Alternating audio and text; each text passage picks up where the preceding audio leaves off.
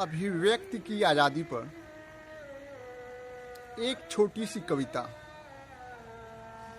इसीलिए ही America America है और इंडिया इंडिया। इसीलिए ही अमेरिका अमेरिका है और इंडिया इंडिया।